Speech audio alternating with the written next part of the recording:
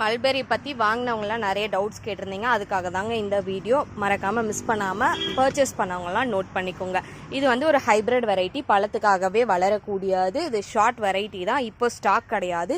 இது மாடியில் வச்சு வளர்த்துக்கலாம். க்ரோ பேக் இல்லை பாட் சைஸ் பார்த்தீங்கன்னா 15x15 க்ரோ பேக் கரெக்டாக இருக்கும். 14 இன்ச் பாட்டு ரொம்பவே ஆப்டாக இருக்கும். இது லேயர் கட்டிங்ஸ் மூலியமாக வந்தது. ஸோ கிராஃப்டட் போர்ஷனாக இதுலேருந்து ரூட் ஸ்டாக் வருமா அப்படின்னு சொல்லிட்டு டவுட்ஸே வேண்டாம். அந்த மாதிரி உங்களுக்கு எந்த பிரச்சனைகளுமே வராது. பிளாக் கலர் வெரைட்டி தான். ஃபர்ஸ்ட் இந்த மாதிரி கிரீன் கலரில் இருக்கும். அதுக்கப்புறம் ஒரு மாதிரி ரெட் கலரில், பிங்கிஷ் ரெட்டில் அவங்களுக்கு கலர்ஸ் சேஞ்ச் ஆகும். அடுத்து பிளாக்காக இந்த மாதிரி மாறும்.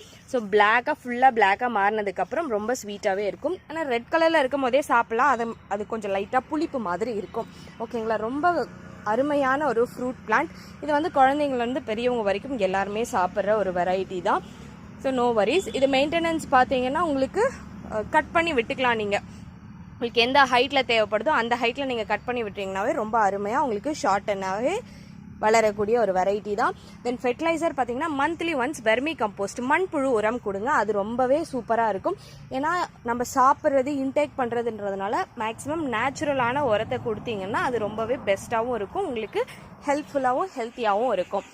இது மட்டும் போதும். களைகள் வந்துச்சுன்னா அப்பப்போ பறித்து விட்டுருங்க. ஓவர் வாட்டரிங் கொடுக்காதீங்க. டைரெக்டான ஒரு 8 மணி நேரம் சன்லைட்லேயே கூட தாராளமாக நீங்கள் வைக்கலாம். ஸோ வேறு ஏதாவது டவுட் இருந்தால் கமெண்ட் பண்ணுங்கள். அது பற்றின வீடியோ உங்களுக்கு போடுறேன்.